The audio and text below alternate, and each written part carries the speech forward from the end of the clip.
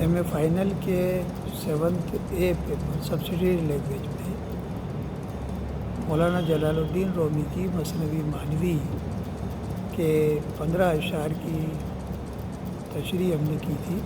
16واں شعر جو ہے اس طرح سے ہے کہ باقے میں کوئی توئی با ام مخال جسم حاجت در صفات ذوالجلال۔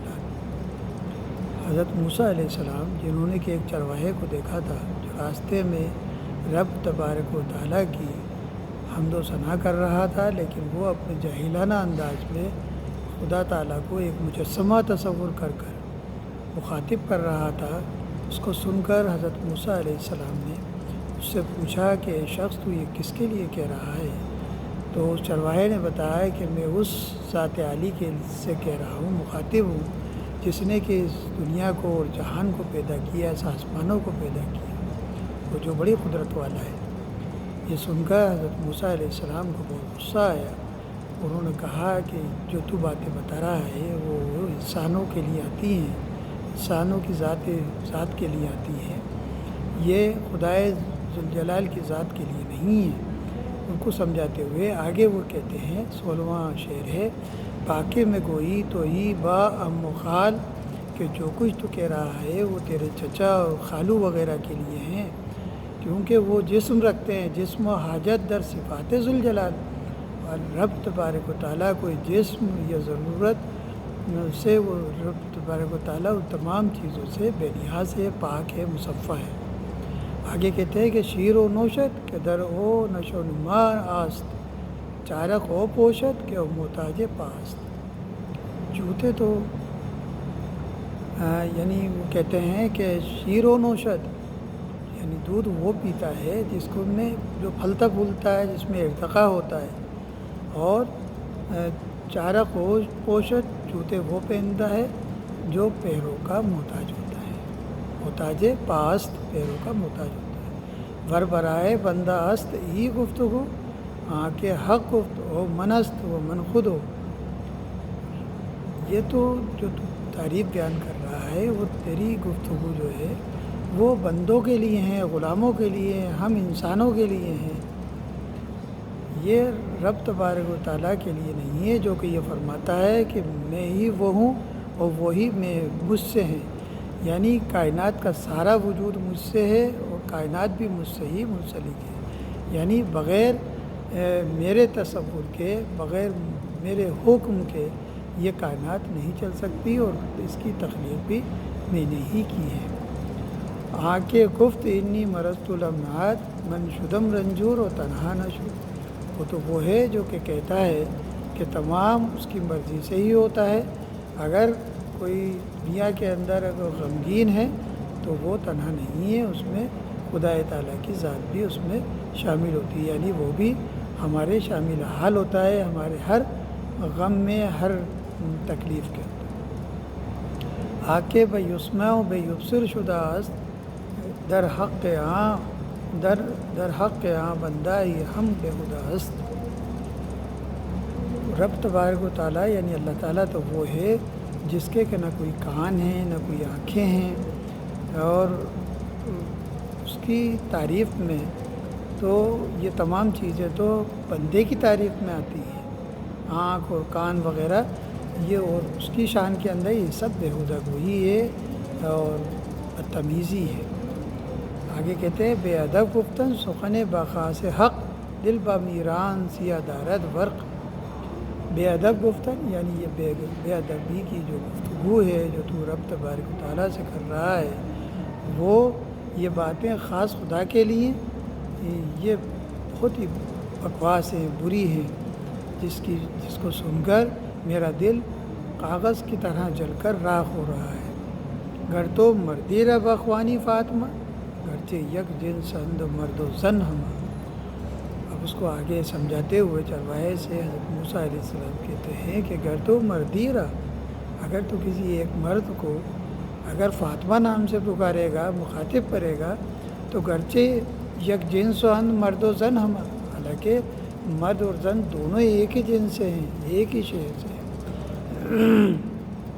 تو کہتے ہیں کہ قصد خونے تو کنت تا ممکن است، گرچہ خوشبو و حلیم و ساکن ہے، تو ممکن ہے کہ اس شخص کو اتنا غصہ آ جائے کہ وہ تیرا خون کر دے، وہ تیرا خون کرنے پر آمادہ ہو جائے، چاہے وہ کتنا ہی اچھی عادت والا ہو، کتنا ہی خوشبو ہو، کتنا ہی حلیم بردبار ہو، وہ ساکن مزاج کا کیوں نہ ہو۔ فاطمہ مداست در حق زنان، مردرا گوئے گوئے زخم سنان۔ فاطمہ جو نام آتا ہے وہ عورتوں کی تعریف میں آتا ہے، اور یہ عورتوں کی تعریف کے لیے ہیں، اور مردرا گوئے اگر یہ نام تو مرد کے لیے پکار کر کہے گا، مرد کے لیے مخاطب کر کے کہے گا، تو وہ اس کو جو ہے تیروں کا سا خنجر سا زخم اس کو حاصل ہوگا، جیسے خنجر لگنے سے زخم حاصل ہوتا ہے ایسا اس کو لگے گا۔ آگے فرماتے ہیں کہ دست و پا در حق ماں ستائش است، در حق کے پاکی علائش است۔ ہاتھ اور پیر یہ تیری اور میری یعنی ہماری تعریف کے لیے ہوتے ہیں، در حق کے پاکی خدائے بزرگ برتر کی شان میں یہ تعریف نہیں بلکہ علائش ہے اور برائی ہے، گندگی ہے۔ لم یلد لم یولد اورا لائق است، والد و مولود را و خالق است۔ آگے کہتے ہیں کہ جیسے قرآن کے سورہ اخلاص میں رب تبارک و تعالیٰ فرماتا ہے کہ قل هو اللہ احد، کہو اللہ ایک ہے، اللہ الصمد، اللہ بے نہایت، لم یلد ولم یولد، نہ تو وہ کسی کی اولاد ہے نہ اس کی کوئی اولاد ہے۔ تو یہاں فرمایا ہے کہ لم یلد لم یولد، نہ تو وہ کسی کی اولاد ہے اور نہ ہی کوئی اس سے پیدا ہوا یعنی اس کی اولاد ہے، یعنی اس کا کوئی بیٹا ہے، اور یہی اس کے لائق ہے، اسی کی حمد و ثنا میں ہے، اس کی تعریف میں ہے۔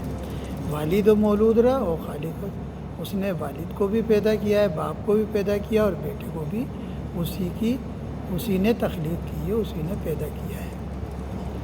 ہرچے جسم آمد ولادت وصف ہوست،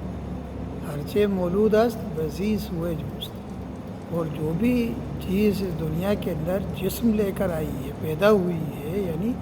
جو بھی چیز پیدا ہوئی ہے اسی کی ولادت اس دنیا میں ہوتی ہے۔ ولادت وصف ہوست یعنی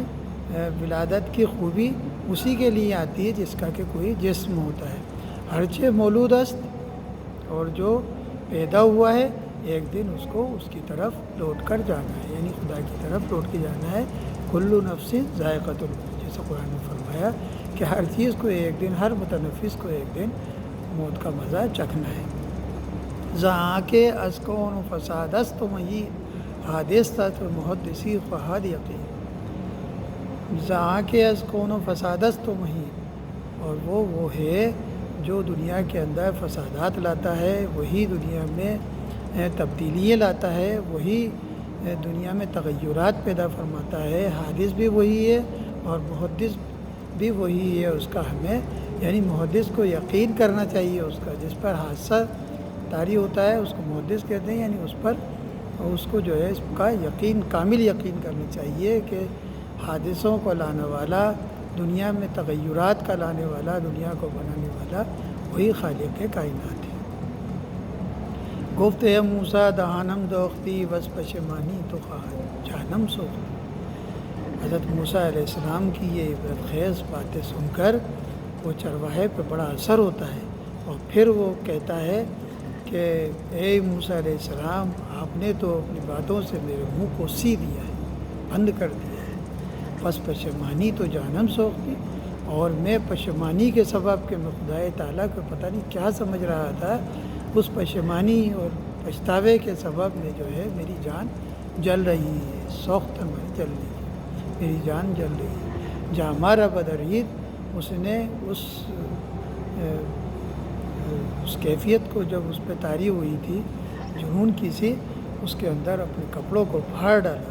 جہاں ہمارا بدرید و آہد کرد کتفت، اور اس نے ایک جلی ہوئی آہا کھینچی اپنے اندر سے، اور سر نہاد اندر بیابان و برف، اور اپنا رخ جنگل کی طرف کیا اور جنگل کی طرف چلا گیا۔ یہ رباعی آج مکمل ہوتی ہے۔ انشاءاللہ اگلا چیپٹر ہم فارسی کا ہی لیں گے اور اگلے چیپٹر میں دوسری گفتگو ہوگی.